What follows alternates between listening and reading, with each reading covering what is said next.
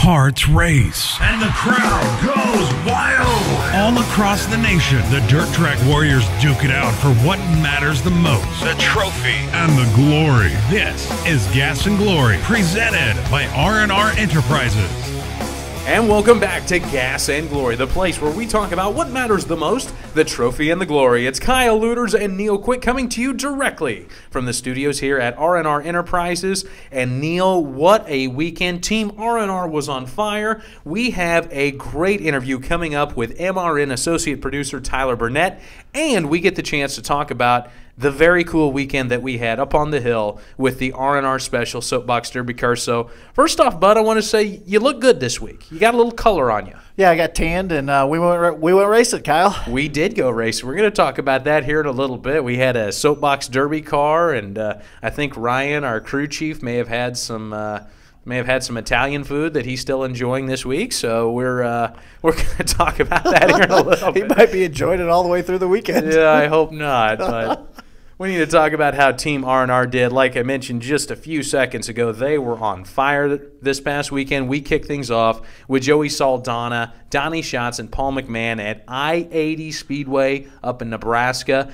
And if you listen to Johnny Gibson's call on Dirt Vision, I don't think that man took a breath during the entire feature. It was wire-to-wire, action-packed like you wouldn't believe. Talked to Paul McMahon earlier. He goes, at one point we were 3 wide for the lead around I-80 Speedway. That is so cool. It is. It's, again, we're talking about the same names from weekend to weekend, and these guys are putting on a heck of a show night in and night out, and same names: Paul McMahon, Donnie Schatz, Joey Saldana, Darren Pittman, Kerry Matson. These guys are definitely worth the price of admission. Got to get a ticket and get there. Speaking of Kerry Madsen, Joey Saldana wins at I-80. Kerry Madsen wins the next night at Lakeside Speedway in Kansas City, Kansas. Holds off a hard-charging Paul McMahon. Paul said he was there on the white flag lap, got kind of slowed up by lap traffic a little bit, but Kerry Madsen taking the checkers there. But I think the true story, though, was Paul McMahon. He swept quick time at both events.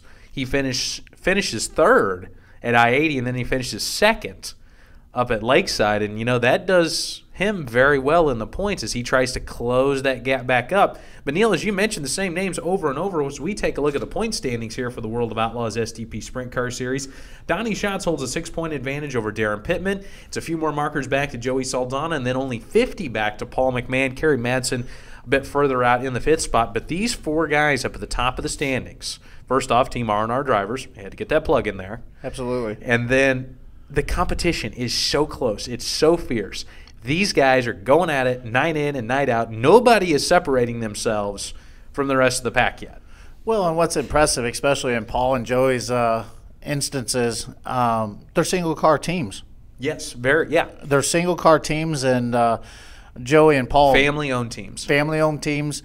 And CJB hasn't, honestly, we're not talking about a team that's been out there for 10 years. I mean, this is relatively a new team to the sport. Second year out on the circuit. Dan Motter brings his team back, their second year on the circuit. You know, this sophomore slump, forget about it. These guys are legitimate title contenders. They're title contenders, and you got to look at the team and the organization. I mean, Dan's given Joey great equipment, and the same thing from CJB. The equipment that CJB's got is top-notch, and these guys are in there to the end. I mean, this is going to be an impressive deal between all these guys running for the championship. Could you imagine if it came down to the World Finals at Charlotte and you had these 4 guys within, pick a number, let's say it right now, 50 points of each other going into those final 2 nights of racing action for the 2014 season? That would be huge. Absolutely. You got our tickets booked, right? Oh, yeah. I got mine booked. Well, that's not nice. You don't like planes. We'll drive for that one. In fact, we'll walk. All right, so I'm getting you in on this now. If they're within 50 points, you're walking to Charlotte? No, let's not. We're not. We'll scratch that part, okay? Oh, come on. That would have made for a great video, Neil.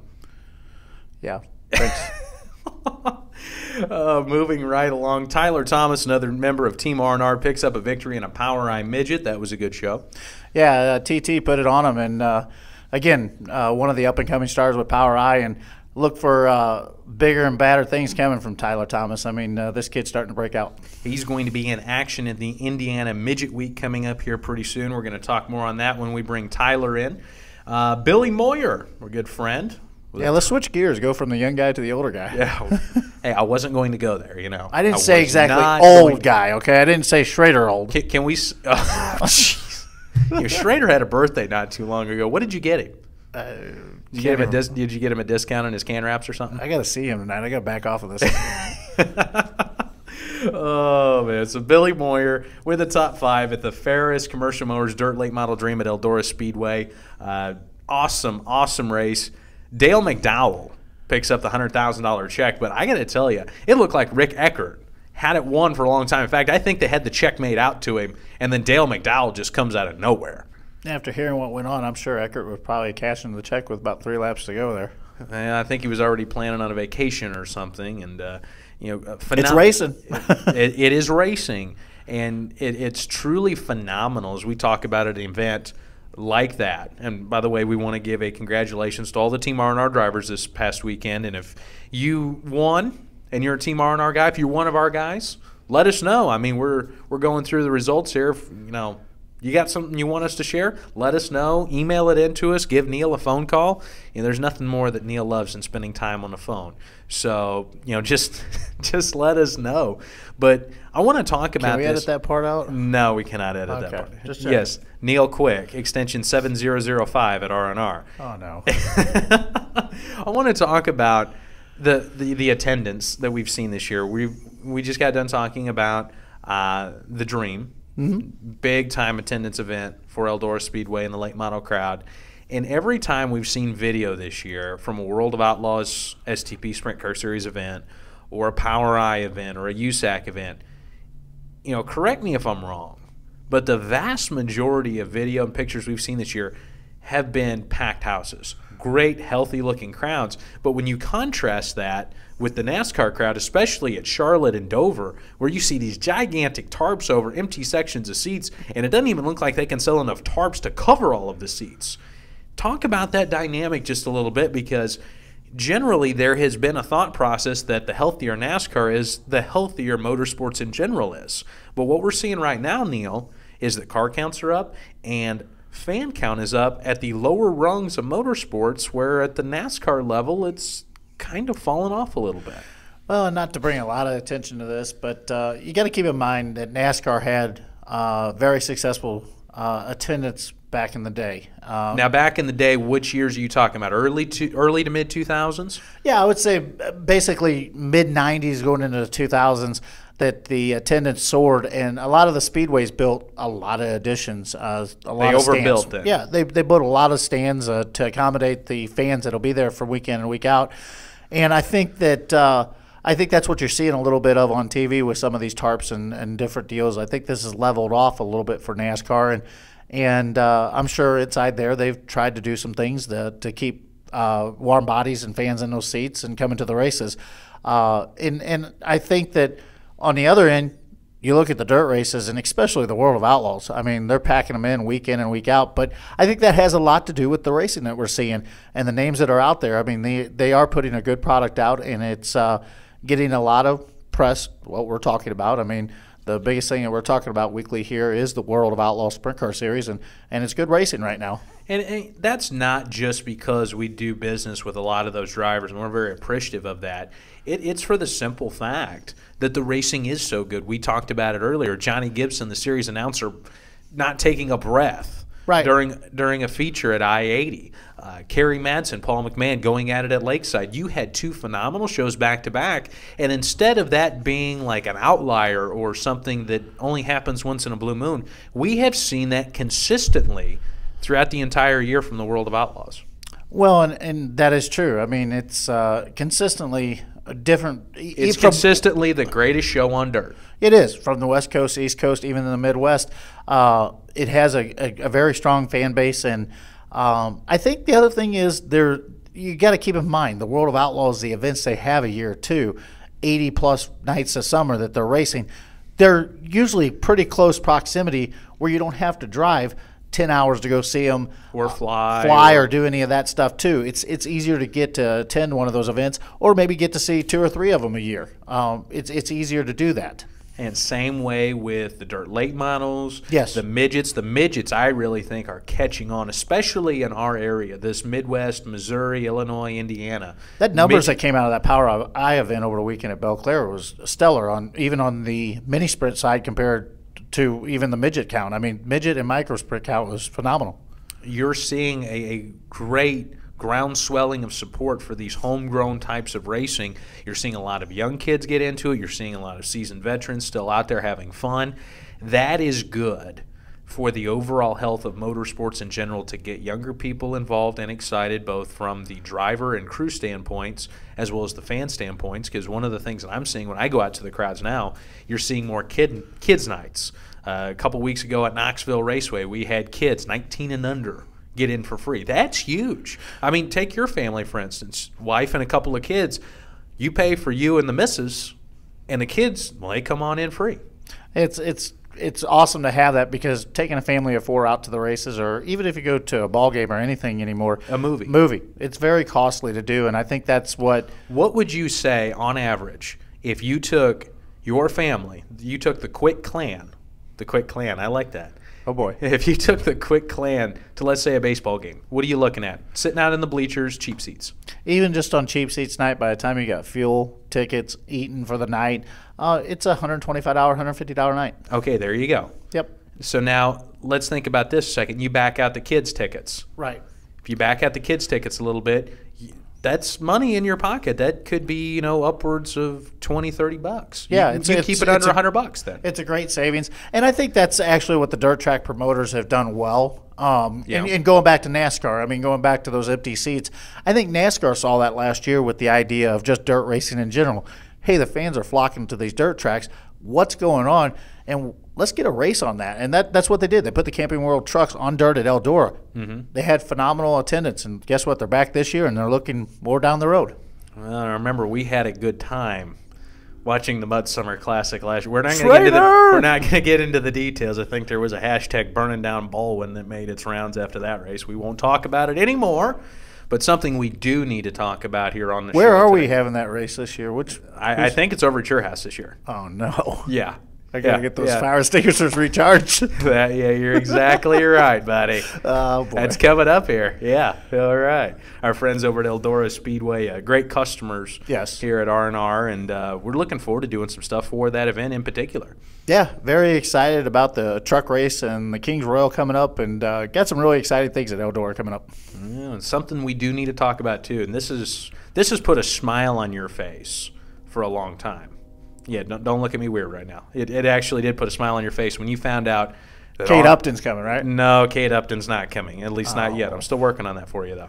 R&R Diecast is back, and we shot a video a couple days ago.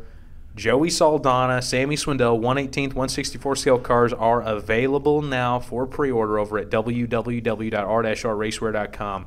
How excited are you to have one of the things that I would say we are known for the most back out in the market?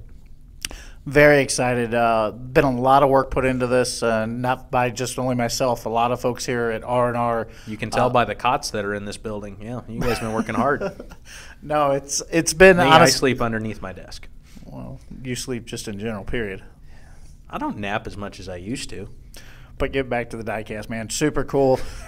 Cars look great, and the collectors and the fans, be sure to get them before they're gone. Very limited numbers coming out in this first batch. I know the 1/18ths are being produced at 396 pieces, and the 1/64s are 1,008.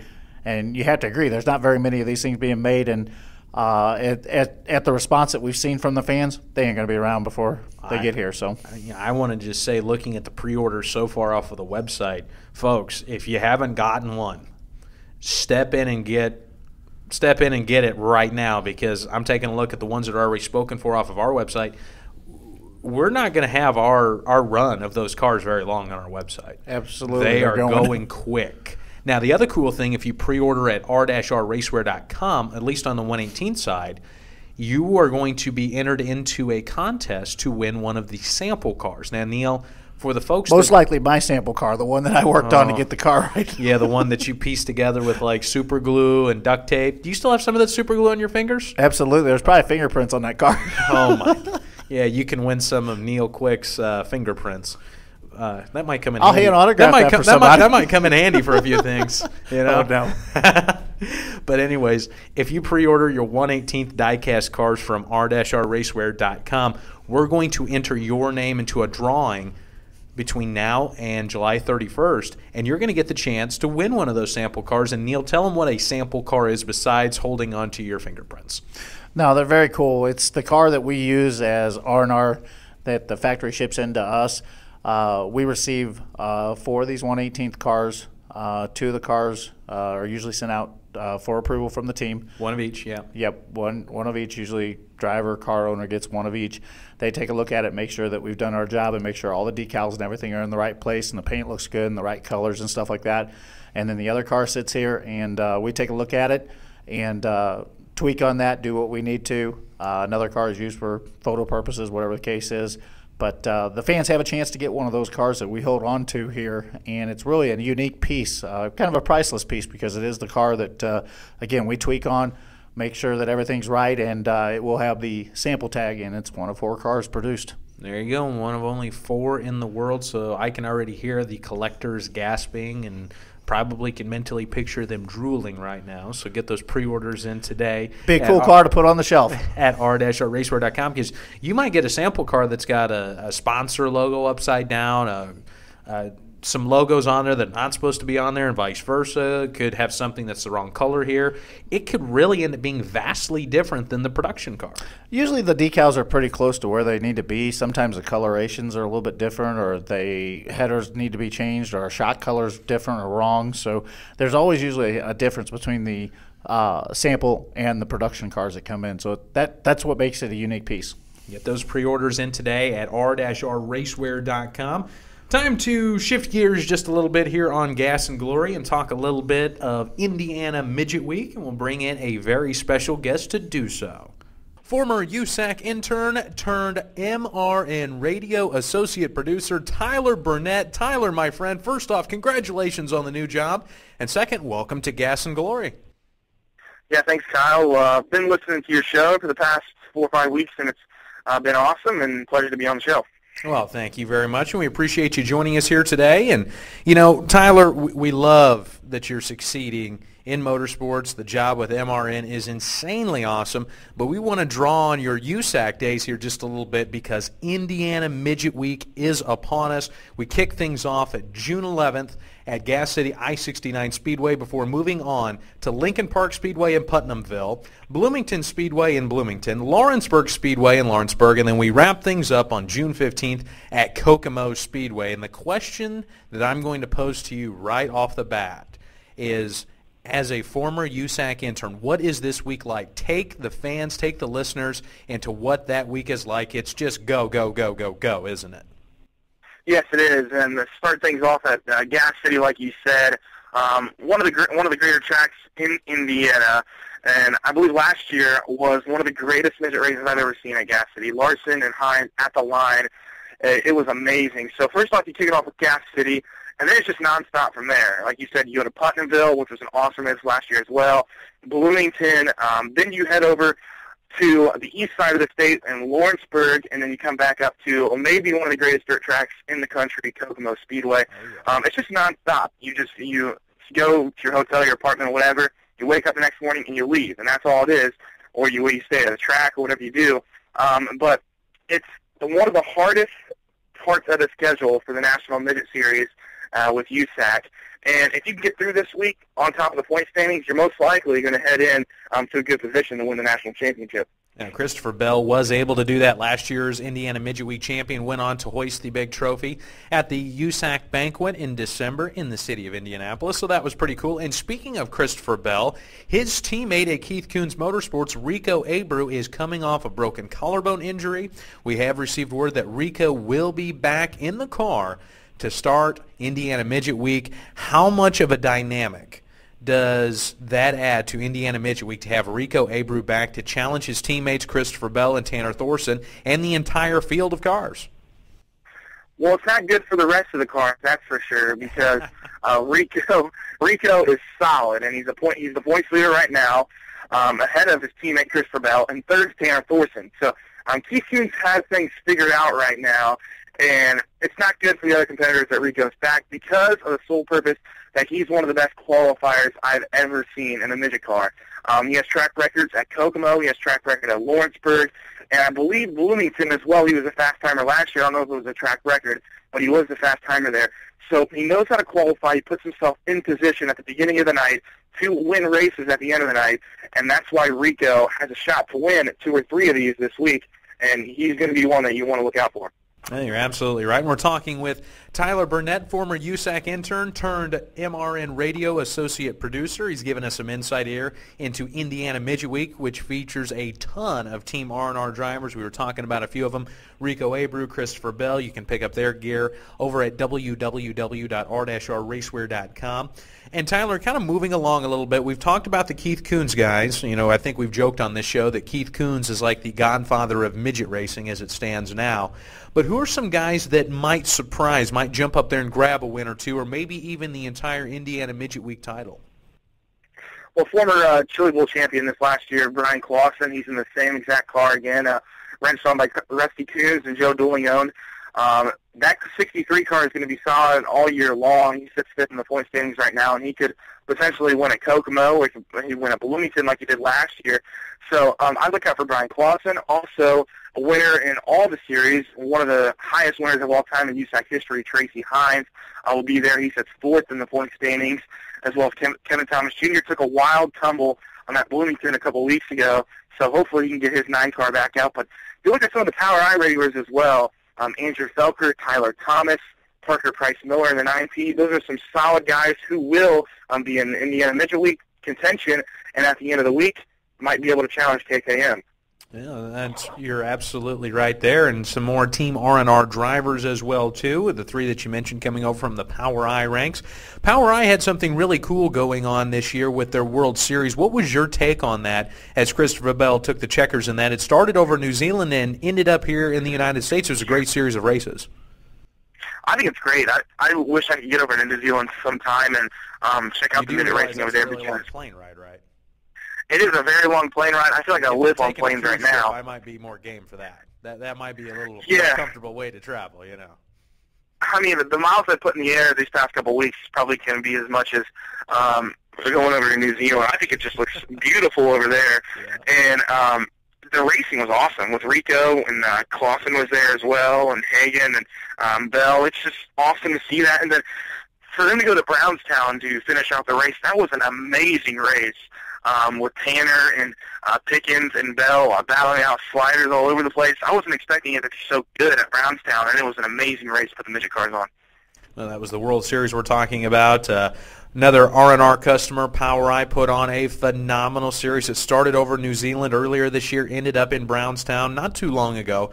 Just an entire series of races from drivers and cars from all over the world. Very cool thing to see Kenny Brown and his crew put together. But now we need to shift gears a little bit. Coming up this weekend, the World of Outlaws STP Sprint Car Series heads up to Knoxville Raceway for the MediaCom Shootout. And what I want to talk to you about, Tyler, is a lot of people are thinking that this is the year that the Knoxville regulars are strong enough, they're tough enough to dethrone the Outlaws, or really even Donnie Schatz when it comes to the Knoxville Nationals. And for the simple fact that this is the only outlaw-sanctioned show at Knoxville this year before the Knoxville Nationals. Now, they do have the Capitani Classic, which is the Sunday before the Knoxville Nationals, but that's not a World of Outlaws race, and that is just going to be butted up right next to the FVP Knoxville Nationals. But my question to you is this. Coming into Knoxville this weekend, will it be Donnie Schatz or an outlaw regular that takes a checkered flag, or will it be one of the Knoxville regulars, maybe a Brian Brown, Terry McCarl, Bronson Mason? What's your thoughts on that? I think the Knoxville regulars that run there each and every week are solid enough to beat the Outlaws this week. Like you said, Brian Brown, there's Justin Henderson, Davey Heskin, Bronson Mason. All those guys are good enough to compete with some of the Outlaw contenders. But when I look at them coming off of Williams Grove a couple of weeks ago and some of the half miles they ran I-96, which is not a half mile now, but it's laid out like a half mile, the Outlaws have laid their schedule out good enough to where they come to Knoxville and they're going to be solid enough to beat some of the regulars. And it's hard for me to not put my money on Donnie Schatz to win again there because he's just so good at Knoxville. There you go, and I think you would be a little bit crazy if you put money down against Schatz at Knoxville, especially during Nationals time. And but Tyler, describe the differences in these tracks. I mean, when we were talking about Midget Week, you mentioned these are some of the smaller tracks, but when you go up to a Knoxville or a Williams Grove, horsepower is key, but momentum is key as well, too. Clicking off consistent laps time after time to really keep that car rolling is what matters the most. Yeah, it does, and to get to tracks like Williams Grove and some of the bigger tracks to kind of formulate a setup that's going to be good to go to Knoxville is key. And like I was saying, the Casey Kane Racing guys are really solid right now. Brad Sweet's been good. And Darren Pittman, I mean, how many did he win at Williams Grove? Both of the races, I believe. He's just been, he's been awesome. And it's hard for me to believe that Darren can't go in there and run well right off the truck, have some speed, getting right off the truck, and can compete with those guys. And I think Darren Pittman's going to be one to look out for. Oh, there you have it, folks. Well, from former USAC intern to MRN Radio associate producer, Tyler Burnett's been joining us here on the show today. Once again, bud, we are very, very proud of you. And thank you for joining us on Gas and Glory. Hopefully we get the chance to catch up with you throughout the year. Yeah, give me a call anytime, Kyle. It's been a pleasure to come on the show. And what a phenomenal interview with Tyler Burnett. We want to thank him for coming on. I know he's very busy down there at MRN. And, you know, that's really cool to see a kid from Ohio, former intern at USAC, get a big job at MRN Radio. That's pretty cool. Yeah. It's cool, and kind of living his dream, man. Well, and he talked about Indiana Midget Week with Rico Abreu coming back. He's back off of injury. Christopher Bell and the entire Keith Coons Motorsports team going to be running strong. A ton of our guys are going to be out there. Indiana Midget Week, one of those weeks that the folks in the Hoosier State look forward to each and every year. Yeah, it's one of those favorite times of the summer, man. Do we have enough vacation time to go hit those shows? We get vacation time? Oh, you didn't know that? I didn't know that. Oh, I thought we got half a day each year. Half day? Half day. Damn. I forgot to put in for that. Neil, how long you been here? 13? It's been a while. You almost got a week off cumulative. Nice. All right, we're done picking on there.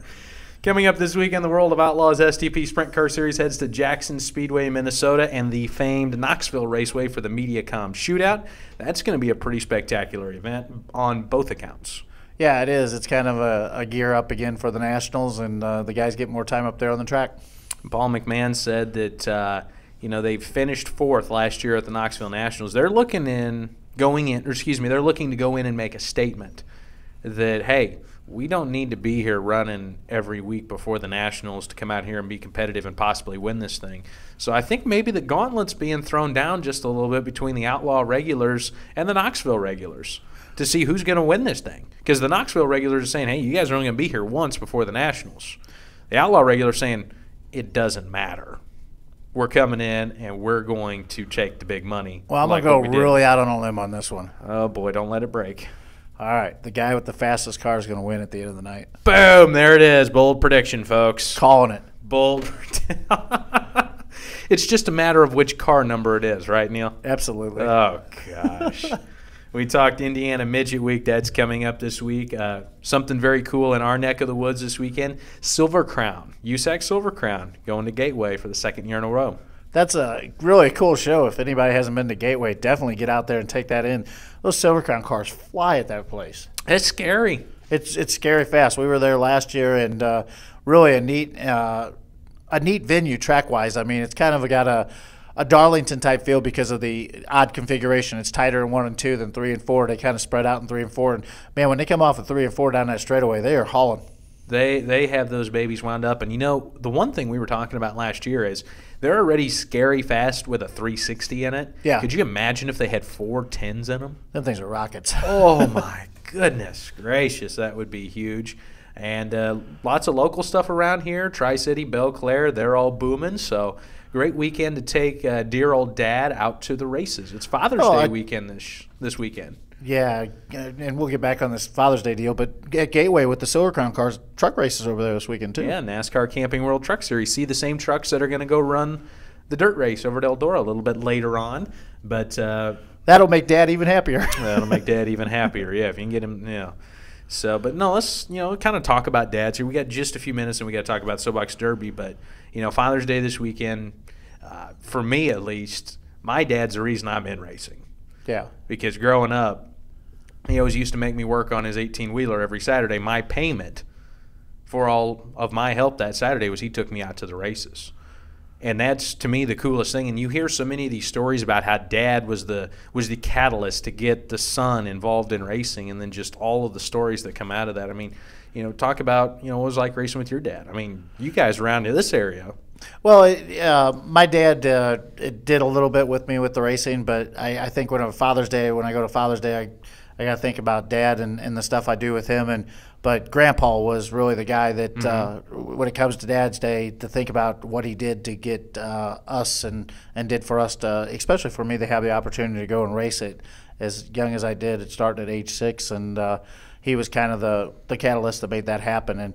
And basically, when it's Father's Day, I go two ways with Grandpa and Dad. So both of them we get to celebrate and have a good time with. And grandfather did pass away, so we get to go visit him. But it is a deal where both you can't pass it up. I mean, I got to play sports and do that stuff, and that was with my dad, and Grandpa was the racing inspiration. Hey, you got it on both ends. That's pretty cool, and we want to give a special shout-out to all the dads out there that's going to be celebrating this weekend. And if you're listening and you haven't gotten Dad anything, race tickets make an excellent, excellent, excellent Father's Day gift, as well as anything from r-raceware.com. Yep. So now one more thing we need to talk about before we get out of here today. We are scrubbing Squeal or No Squeal. I know. I'm very disappointed about that today. Me too.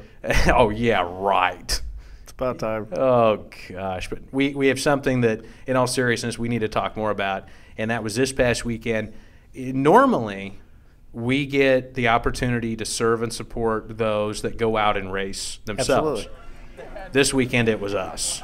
Yeah, we had a good time. We got to go racing and put some stuff together, and this was a deal that, of course, that you started up with being part of the Big Brothers Big Sisters program, and with the little guy you help out. Not so little anymore. He's getting bigger. Oh man, he's almost taller than me now, and I'm 6 foot. But really cool. Scary.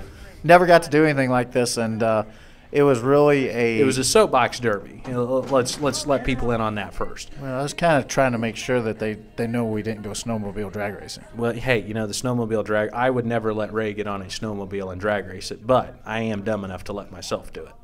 Yeah, that bet still stands, right? Oh, we're still on. Okay, let's get back to our soapbox derby, though. Yeah, we get sidetracked. Sorry, folks. Yeah, it really was a good time. Never had done anything like this before, and as you can see that we as R&R, we race whether we have an engine and gasoline or motors or not. This was kind of neat. It was racing down a hill, gravity-fed car. This weekend it was all about gravity, and we had a phenomenal time. We had Ray down there, and we purchased a kit. Mm-hmm.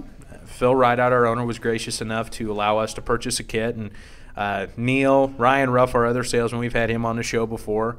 We scoured over the rule book trying to find ways that we could gain an advantage, and we were pleasantly surprised to find out that the rule book was probably the most airtight rule book we've ever read, and that was disappointing initially. But we had a phenomenal time this weekend. We need to thank Vinyl Images for wrapping the car, and they wrapped a beautiful Did a great car. job. Good looking car. The design this weekend won Best in Show. Yeah, it was pretty cool. We came out of there with a trophy. Yeah, we came out of there with the Best in Show trophy, and then Big Brothers Big Sisters of Eastern Missouri also helped us out. It was a phenomenal weekend. Neil brought his family down. Looks like they had a good time. Had some good pizza on the hill here in St. Louis.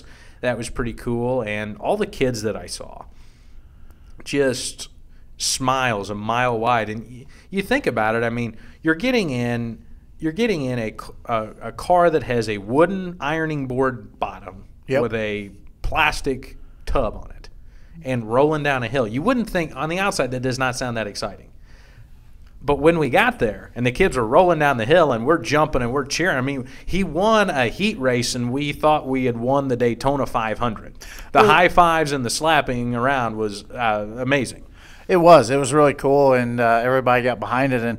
And you got to think, I mean, it is racing, and by the time these guys got down on the bottom of the hill, they were separated by tenths and hundredths and less than a in second. one case, 1,000th of a second. They were that close. Yeah, it was really neat. And what was really cool, it's just like racing that what we're accustomed to. You're going straight line down a hill, but there's different lines and different things that these guys do, and you can see the driving coming out. Yeah, let's talk about those different lines, Neil. Uh-oh. You see, we took a 3-man crew down there, and I wouldn't have wanted to be in the driver's situation at all here. Hold on. I was the media PR guy. I was out shooting with my camera and trying to learn as much as I could. I'm not the most mechanically inclined of the bunch. Ryan, the most mechanically inclined. He's the smartest. He thinks he is. No. He really is the smartest one of the three of us. Possibly. Probably. Yeah, now we're going to have to try to get his head through the door. Ryan, shut the podcast off now. Yeah. He was a crew chief, and I don't know what you did, but I think you confused Ray. I think you really did, because Ryan would tell him one thing, and then well, I think we would cringe when Neil walked over to the car and started talking to Ray. Yeah, I stopped because everything I was saying, Ryan was saying the opposite. So he had a confused kid. He was sitting there sawing on the I don't know what to do. Yeah, our guy was elbows up all the way down the hill, and it was a straight line. He was elbows up when you're trying to be aerodynamic because he was so confused. He didn't know what to do. So, and what was it that your son Trev said when we were standing off to the side? Dad, you're the reason that we're losing your Bush League. Yeah, I think that's the exact words that came out of Trev's mouth. It was, folks. That ain't the first time either. That was the first time it was heard by your fellow employees, who had a tremendous laugh at your expense. Yeah, it was time to go get pizza at that point. Yeah, I think you shut him up with that. Yeah, I was done. So, yeah, we had a great time, folks. There's a video over on our Facebook page, the R&R Facebook page. We'll also get that up on the website so you can check it out. But something that you want to support if you've got a kid, really about any age. I mean, there was kids of all ages and walks of life down there. They do it once a year. The kit is not that expensive. It's not that difficult to put together.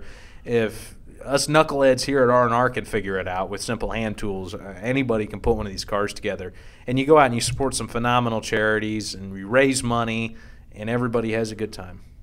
We'd like to put out the challenge. Future businesses, anybody that's in the industry that wants to come over and race over here in St. Louis, it'd be a really cool deal to promote and get behind. But laying the gauntlet down. The gauntlet has been laid down. We're a year in advance, so if you're out there and you're a small business owner, we're taking it home next year.